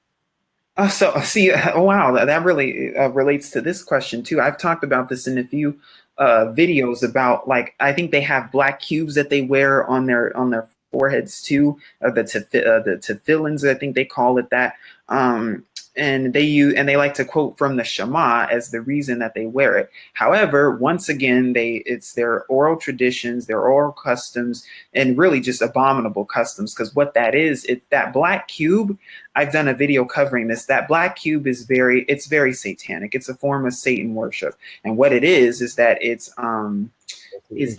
gives homage to Satan Saturn worship. If you look at the cube, and I've done this more in my Islam video, you'll see again how all these religions are related, just like the black cube in with the Kaaba with Islam. You see if you take the cross, if you fold the cross up, it forms into a cube. So it's like all of these things are related to, like, it goes so deep, and it's important that our people. I know. Truth Unveiled, you don't hold nothing back, man. Not at all. Hey, we're gonna have a segment with you every week. Real. Hey, segment. Give me 5-10 minutes of segment. For real. But we were talking about the Sabbath because again we had a lot of Christian brothers and sisters on this show, and it is not to condemn you guys, it's not to make you guys feel push you guys away or feel like you're on the outside looking in. But there are some things that we were taught and we have come under an understanding of Christian doctrine and dogma that does not relate to the scriptures that you have in your house.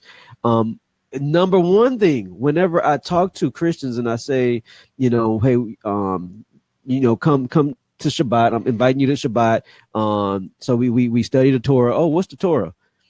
Well, how do I get one? That's the number one question I get from Christians. What is the Torah? Where do I get one? And I say, do you read the Bible? Yeah, I got a Bible. I'm a Christian. Okay, where's the first 5 books of the Bible? It's basic. It's those basic things. Where's your Messiah? Where was he born?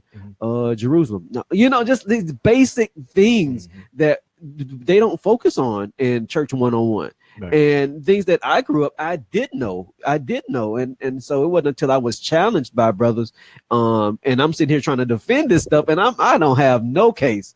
I can't really defend the religion that I was born and raised in. Right. And so that's what really and I hate calling it conversion, because then it sounds like I'm doing some I was in jail and Elijah Muhammad converted me to Islam. Like, I don't like the word, but converted.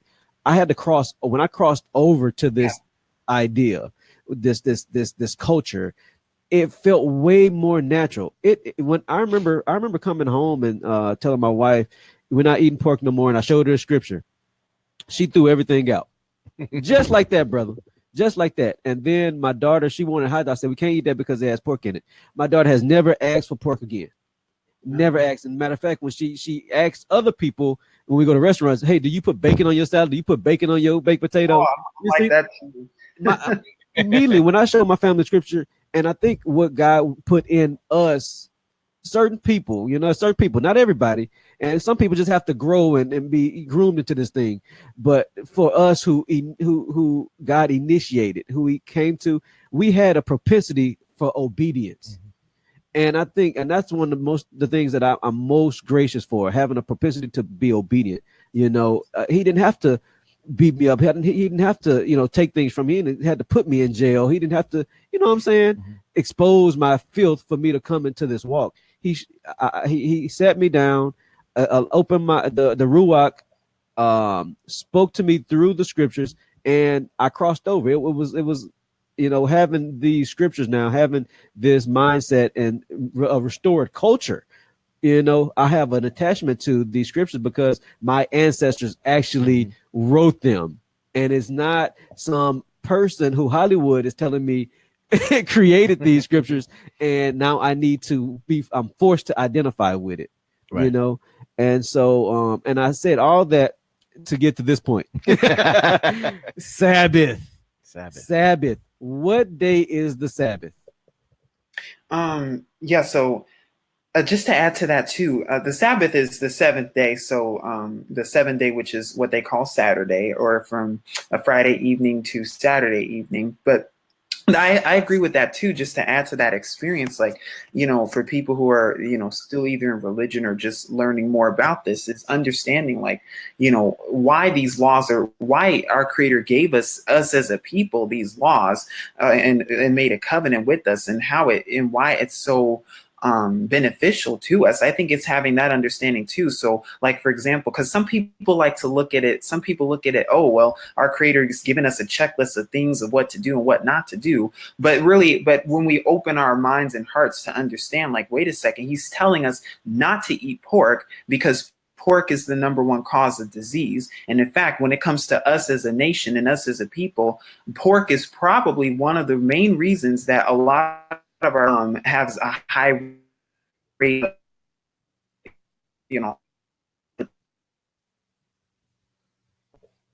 Uh-oh. Can you hear us? Our Creator tells us to eat.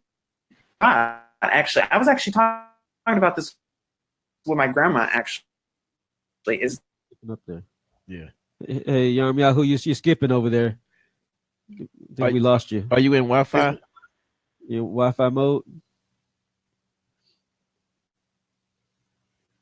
He's completely gone now. Hear me? I hear you now. It's like you chopping up. Yeah, it's real choppy. Really? Yeah. You might want. Yeah, jump if you don't mind. Can you jump out and then jump back in? Yeah, try that. Yaram Yahoo, one of those popular guys on YouTube. The cool kids. He's a cool guy. He's a cool Hebrew guy. But yeah, we thank y'all for all tuning in to the Yo Morning Show.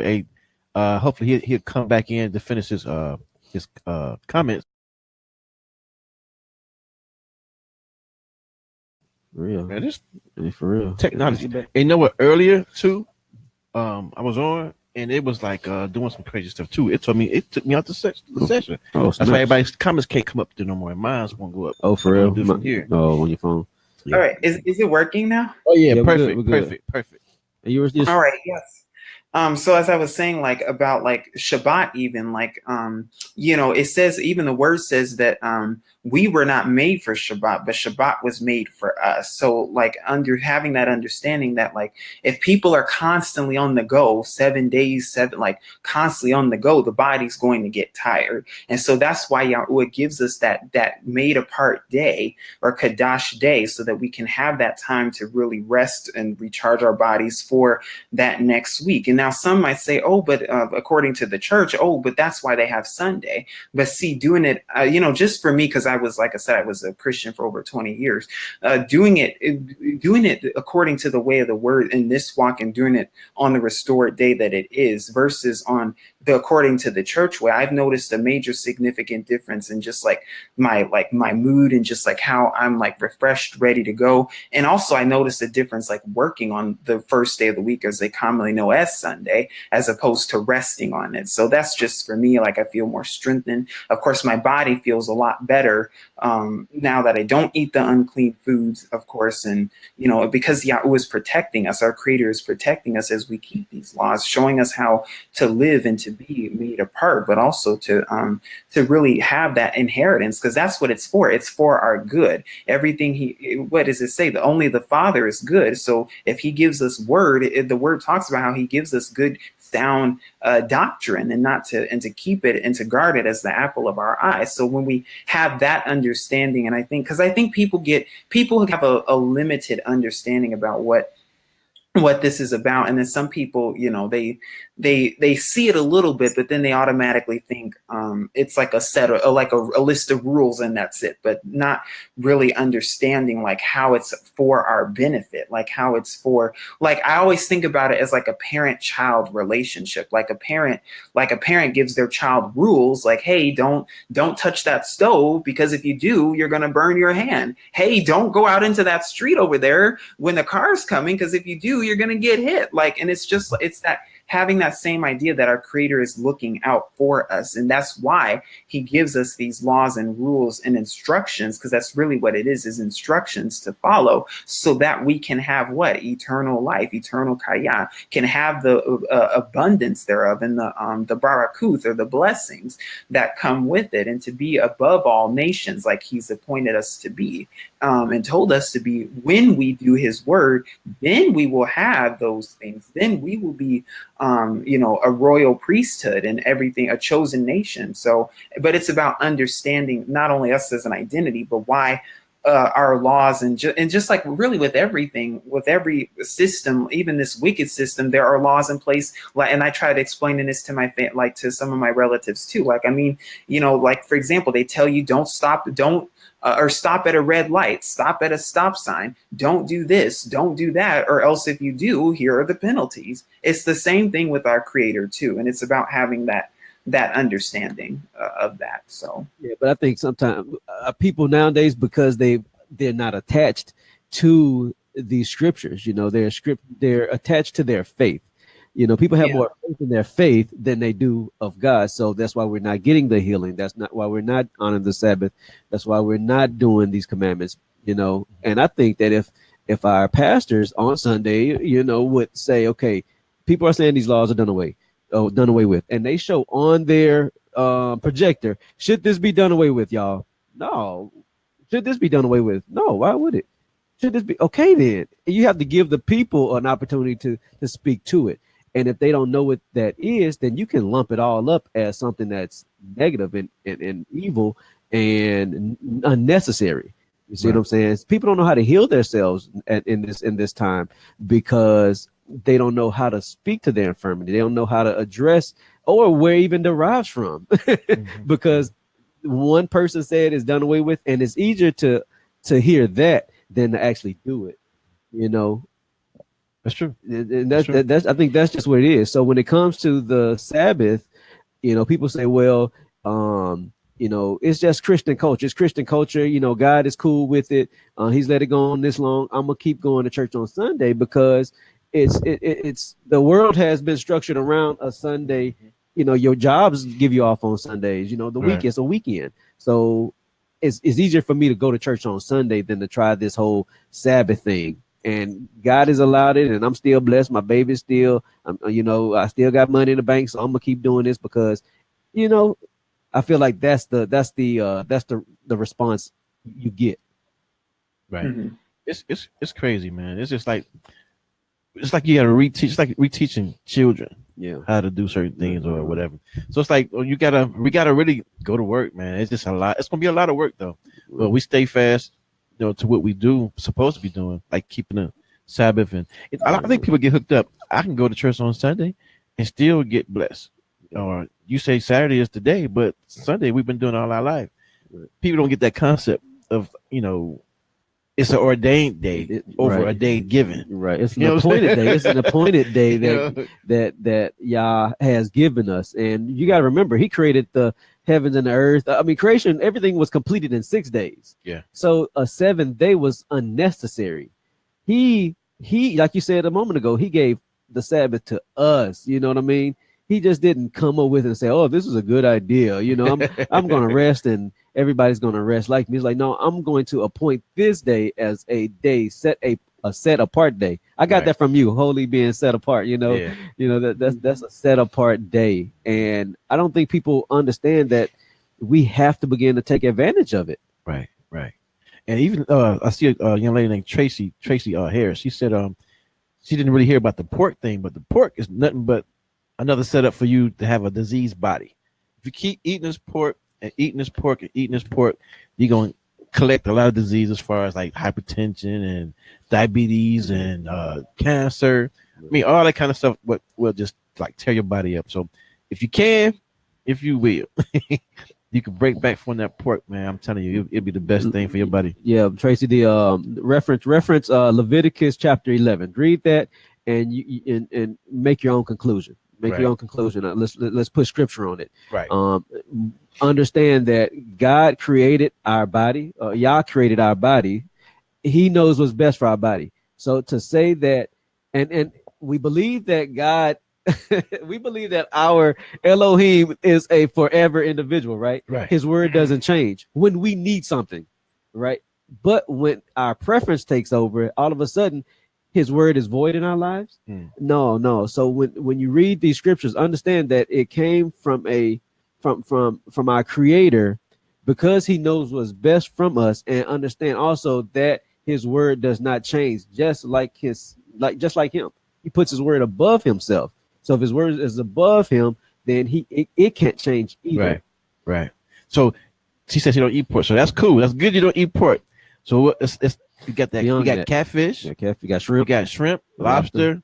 Crawdads, roaches. All my Baton Rouge people, I know they hate that, boy. Oh, they hate the Leviticus. But it's real. Everybody in Louisiana hate Leviticus chapter 11. Every meal that we ever ate in our lives, people from Louisiana, because I'm born and raised in Louisiana, man. I'm in Dallas, Texas now. But every meal we ever ate as kids came out of the Gulf of Mexico, which is our muddy waters. You see what I'm saying? But so to bring this understanding of the scriptures to my Louisiana people, it hurts, man. It hurt them, because we can't eat the cracklings, we can't eat the pig's feet and all that stuff. You know, the salt meat. We can't eat all this stuff in our greens no more. But it just sounds bad, don't it? I know where you are. It sounds horrible, but this is reality for people in the South, man. You know, and we're a as what they call it, conservative. We're very conservative out here, man. So what we were raised in is hard to come away with. If your mama did it, your daddy did it, you do it. It's just, you know what I'm saying? It's tradition. Right. You know, it's just tradition. And I think Christianity is a tradition that we need to come out of. It's had its season. It did what it needed to do, and now it's time to graduate from church. Yeah. Pretty much. And to add to that too, like I can relate to that a lot, because a lot of my family, that's why they're from the South. So like, for example, my my great grandma was from Mississippi. So that following that tradition and culture, and a lot of people here in Chicago actually migrated from the South, from places like Louisiana and Mississippi during the Great Migration of like the late 1910s. So and a lot of that follows here. Like I remember a lot of my relatives, they love chitlins and they love like things like that, and like jambalaya and things like that. So and like you said, it becomes a tradition. Well, like, mama, grandmama name did it, so we gonna do it too. But it's now like having that understanding of like, of what are we actually doing, and like you said, graduating, and like the word says, our people are perished for lack of knowledge. And so that's why even on my channel, like my Torah Truth playlist, I talk more about these things, and also the Be Deceived No More playlist. Well, it's like, do you understand like church on Sunday and how that's what sun worship? So it's things like that, under like, it just goes so deep. And I've done videos covering more about like the church and about how it relates to how that word church actually is from Circe. It's a Greek idol, and how it's how the steeple is a phallic symbol, and it just all of these different things that a lot of our people don't know. But I was like that too, and just like you even said too, like 3 years ago, if somebody came up to me 3 years ago and started telling me all this stuff, I'd be like, what are you talking about? Like, so, but really being able to, like you said, having open our minds. And this is what really a renewed mind is all about. And it's about applying, just like the word even talks about, even with faith, like, well, okay, faith without works is dead. So, it's not enough just to have the faith, but it's now, all right, what are we applying the faith to? Like, and so, and understanding what we're actually doing, and how, and just what this religion is actually doing to us, even as a people. And see, even with that, the whole notion of being, blessed just because you're going to church.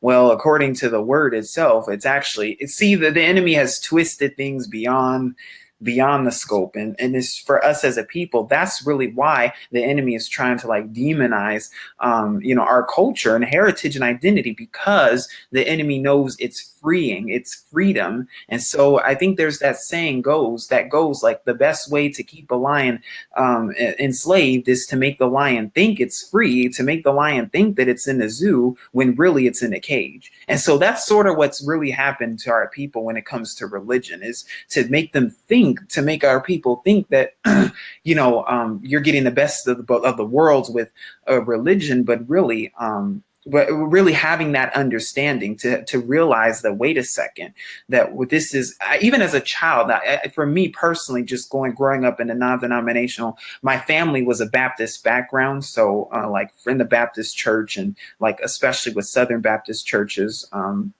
just having that understanding, like, wait a second, there's something not right. Because I went to the church like, oh, well, if you just believe and if you just confess JC, you'll have a bunch of money, just like the pastor. And the pastor at the church I went to was basically like a millionaire, like he had a ton of money. But then I kept, even growing up, because after 20 years, I'm like, all right, you're saying that I'm going to be a millionaire, and 20 years later, you're the only one who's getting rich. And the only reason you're getting rich is because I'm giving you money to get rich. Right. But meanwhile, the rest of us are still not where you are. So it's like, like something's not right. So like, what's wrong with it?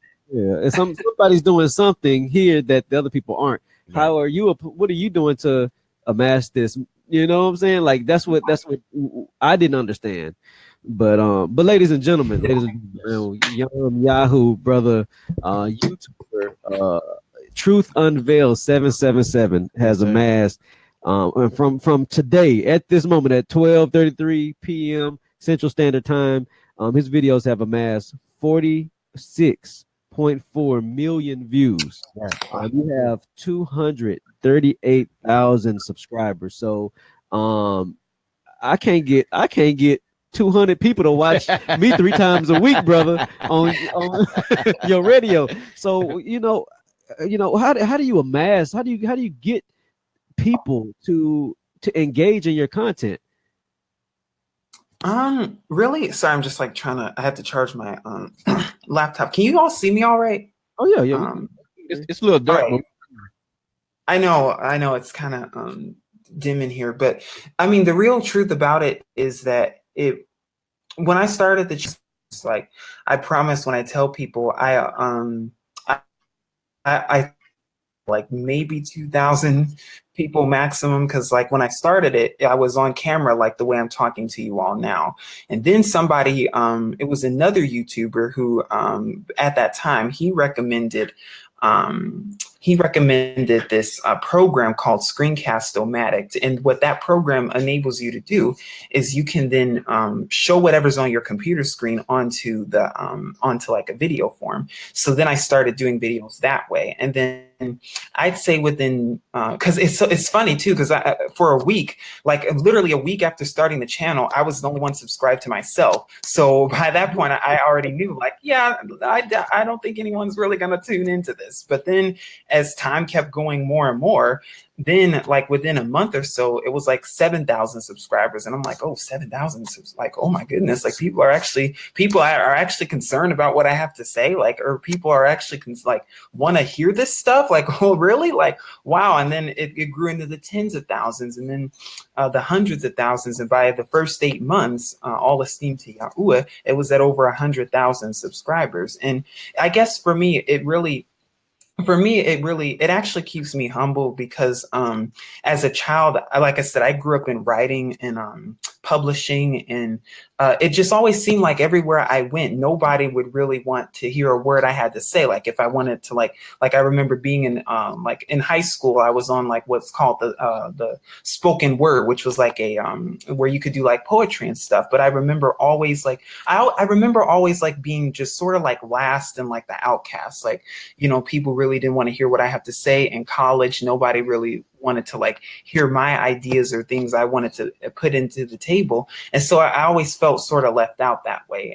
But now I understand why, because like even how it says, the first shall be last and the last shall be first. And so this is really like a real example of that, because you know, I'd always gone out feeling like nobody had wanted to hear what I wanted to say before starting the channel, or feeling like I didn't have a voice anywhere, even though I had so much to say, even in some of my writings also. But now I guess to go from that to now, like people now, like, and it's all thanks to our creator, and just goes to show you what our creator will do in each and every one of us if we allow him to, that now people want to hear what I have to say. Like I get emails all the time, like, what is your idea? What do you think on this? Or what are your thoughts on that? And I'm like, well, 3 years ago, like nobody ever did that. So like really, so it's just amazing to see. That's good. Good, man. Yeah, man. So now is YouTube trying to put like ads on what you're doing now, or? So what YouTube does, like with monetization, is that what you can do is you can put ads on, and what you'll do is you can enable a video to put ads on it, and then the ads they're supposed to automatically show up, and that's how you're able to generate income. And that's how I'm able to do YouTube full time. And because really this type of work really is like a full-time thing. Like it takes hours and hours, not only to research, but then you have to after the research, then you have to present it in a way where people can understand it. And then you have, because it's like some topics are just deeper than others on the channel. Some topics range from some are as quick as an hour, and some are as long as 2 years. It just depends. Some of the videos. But when you enable for monetization, then the advertisements show up on the YouTube. But of course, YouTube always does it with a lot of my videos. They try to take advertisements off. So it's just like, then I have to deal with that too. So, but I'm used to it now. So.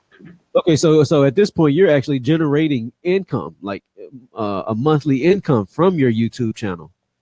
Yeah, it's like a full-time job, just like, you know, like if you were to like go to a job and get paid for it. It's just like that. But it's based more so on, of course, like people who are watching the channel.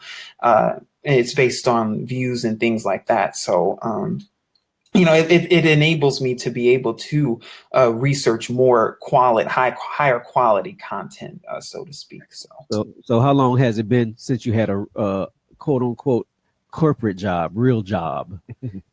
But before this, or yeah, YouTube full time. When was the last time you had a job, and what was that job? Well, that was like 2 months, and it was working at I was actually, I don't know if you all heard of Hulu, but I was actually the mail attendant there, and that was for, like I said, that was my seasonal job for back in right before and during the channel, like when it first started, because I did that job in November of 2015 for 2 months, and the people there, they really liked me, and they were trying to keep me there to like work part time, but the company was like, oh no, like it was only seasonal, so then they had to let me go. And then before that, I worked at Burlington. This was back in the summer of 2014. I worked there for like maybe 6 weeks. So those are like the only quote unquote corporate jobs I've ever had. So you went from the mailroom at Hulu to one of the top YouTubers? I guess that, man. That's what it looks like. I just knew you came from, a political background. You worked at Fox News, something like that. You know what I'm saying? I thought you were like a cameraman, like attendant or something. Like I just knew you had like this awesome job to where like you still had like a stash. But it's you know what I'm saying? You were well off before. So you know what I'm saying, like popular, and then just brought all your people with you. So that's interesting. You really started from nothing to, starting this YouTube channel, and now being able to have again income from your videos, right. And didn't have to sell out. I have to give you a round of applause, but you didn't have. You're not showing your shoulder blade to the YouTube fans. You're not taking your glasses off for the ladies. Nothing like that, brother. You're able to spread the message, give people the truth without selling out, man. So I have to give you a round of applause. I honor you for that, brother, for real. Oh, yes, thank you again. Like I said, all esteem to really our creator above, Yahweh, because that's another thing I really want to like emphasize and tell people about the channel, because I know like a lot of people don't even know how I look behind the camera, but yeah, that's really how it really all began. Like I remember, I even remember like I reached a point like literally like moments before starting the channel. I was at a point where I had just dropped out of college. I just dropped out of school. I was basically considered a college dropout. I didn't have, I worked at Hulu for that short time, but before that I had no job. Like I said, my family, they were paying my rent to stay in Los Angeles because I wanted to like do it big and like make it big there. They were paying for my rent to stay there. I lived with 3 other roommates there, all of who were much older than me, and they all were into like science. They were all like, because they went to UCLA, and some of them were like doctorates in just like the medical field and everything. And I'm like, oh, I'm here for creative writing. So it's like all of this stuff. But yeah, I really like, that's really where it all started. Like I remember starting the channel, I basically had like maybe barely $100 in my bank, if that, to now being able to really do the channel full time. And even for me, that was a real like a quote unquote step of faith that I took, because I promise you, when I started the channel, never did I didn't have any intentions on thinking that first of all that it would actually even reach people, and second, like as in thousands of people, and then second of all that it would be able to, that I'd be able to even do videos even full time and be able to reach an audience of people, or even let alone be sitting here in this interview. So it just goes to show, see, we sometimes make plans for ourselves, because I already have my life laid out, like mapped out myself, what I wanted to do. Like, oh, I want to, write and publish books for a living. I want to be like the Tyler Perry and become like big that way. But see, Yahweh had better plans for me. And the better plans, of course, is exactly what I'm doing here on the YouTube channel, and some other projects that I'm working on that also tie in with the channel and relate to ministry work when it comes to resources and things for our people too. So it's like things that I'm just like really excited and passionate about doing. So maybe when we grow up and get our YouTube channel, you can help us set up. For real. Definitely. sir. We got to come to Chicago one day when it get a little warmer. Right, though. for real. When it gets more like the summer. Coming from and just hearing your journey is inspiring, man. Because I graduated with the degree in journalism and advertising, also. So I started off in the newspaper business, doing the beats, the interviews, which really now I see all of that was a setup for your radio. Getting me in behind the camera, doing research. And one of my dreams was always to publish my own book, which I did back in 2014. And so, and it just since 2014, man, just every year I just feel like I just keep getting better. And now I feel like I'm like you. I feel like it's time for me to publish another book. And so I need to connect with you, man, on that. Definitely. Put something on pen, man, and paper. Yes, definitely. Because I'll make sure the contact. Yeah, we'll connect. So, for I guess for closing remarks, I guess you can just give your information on how to reach you on YouTube or however you want to, relay that message. So people can reach out to me at TruthUnveiled777 on YouTube. You can also email me at TruthUnveiled77. It's just 2 7s at gmail.com. And then also I'm on Facebook. Also, Facebook is typically a faster way to reach out to me at facebook.com/TruthUnveiled777. You can send me a message that way, and I'll be able to respond typically sooner. So that's yeah. Gotcha. Good deal, man. Give us a benediction. You remember benedictions? Lead us out with a benediction. What's the word for the day? Really, the word is just shalom, like all esteem to our Creator Yahweh above and His Son Yahusha. So shalom to you all. Appreciate your time, man. And thank you all once again for having me. Thank you for inviting me on. I know Hosea, you and I have been talking about like getting on, like even back like last year. So I'm thankful to like really have the opportunity to be on now and to be sharing my story. Thank you for even taking the time to hear my story, because it really means a lot to me too. So, and it's funny. I didn't know that y'all been talking, man. I feel left out. I feel like you did it hot right now. So last week he was like, man, you won't believe who I got to come on. I was like, who? He said, Truth Unveiled. I was like, stop lying. You breaking the Torah. You breaking the Torah command, man. You lying. He was like, no, for real. We've been in contact since last year. I was like, what? I was like, what should I wear? What should I? I can't believe you got this brother, man, because he know that we'll sit up all day watching your videos, man. Wow.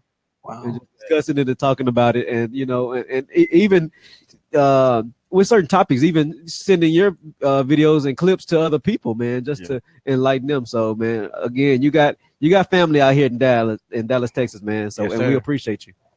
Thank you so much, Mashpaka family. So great to have, really. Keep it going till we meet again.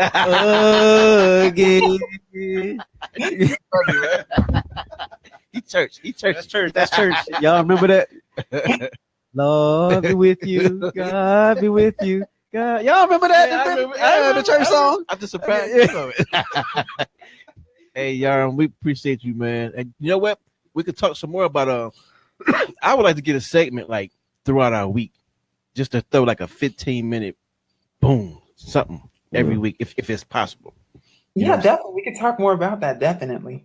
Yeah, because that's the people need to know exactly what's going on. Yeah, who we connected with, who we what we do, and we do it, but at the same time, just to have like-minded people to help us out. Man, it's we struggling out here, man. We ain't got we got a church on every corner, man. So we trying to wake people up, man. Like that here in Chicago, I know. Really. Yeah, we can wake the people up, man. Yeah. We appreciate you, bro. We're gonna let you get out of here. I know you got a lot of research to do. For real. Well, be blessed, man. Baruch. You too. All right. Hello. Yeah, we had it. There we go. There, like you said, ladies and gentlemen. Man. There we go with Yaron. I can't. You said I was gonna do that. You said I was gonna do that. Yaron Yahoo was on the show today. On the show, hey man. I'm like still like okay. I had more questions though, but we gonna get them on again because I've been getting people texting me from the Yo Radio app. People, my Yo Radio app people, we got you. We gonna get them on again. We're gonna get them on again. We're gonna get to your questions. But we have people sending me questions that's on the app because they they're not on YouTube. I mean on the Facebook Live. But man, I just want to get the brother on the show just to see how we're gonna do this thing because I know he's gonna drop knowledge, and it's just good to be able to fellowship with brothers, man, like-minded brothers, and you know what I'm saying, definitely that have that wisdom. And remember, I told you this is a young cat, man. This is a young brother. He ain't in his 60s with this wisdom. He young with this wisdom. So just imagine what he's gonna be when he hit 40, 50. I'm telling y'all, this is crazy knowledge, and we just we're excited to share with you all. So it's important that we get it out, we get the message out. Like, share, subscribe, whatever you got to do. Reach out to this man, TruthUnveiled777. He's on YouTube.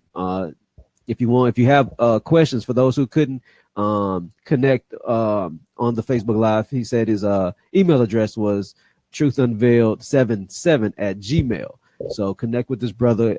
You'll get your questions, you're asked, responded to, whatever it may be. He's also on Facebook. He said that's the fastest way. So yeah, man. But I appreciate you, man, for that. For real, bro. Good thing, man. For real. Do you like Black Panther? Oh yeah, Black Panther. That's the new. Yeah, man. Well, we appreciate you guys tuning in today. This was an exciting show. I told y'all it was gonna be a lit show. I told y'all it was gonna be exciting. So we appreciate y'all tuning in, checking us out. We'll be back on Monday for Mid-Rash Monday. Yes, sir. Man, we should have. This Mid-Rash Monday would have came on Friday for y'all. So we're gonna hit you with something else on Mid-Rash. We got a topic we're gonna play around with and present it to you guys on Monday. But with all that said, have a happy Shabbat Shalom. Enjoy your family. This set apart day that Yah has given us. Absolutely. Until we meet again. Shabbat Shalom.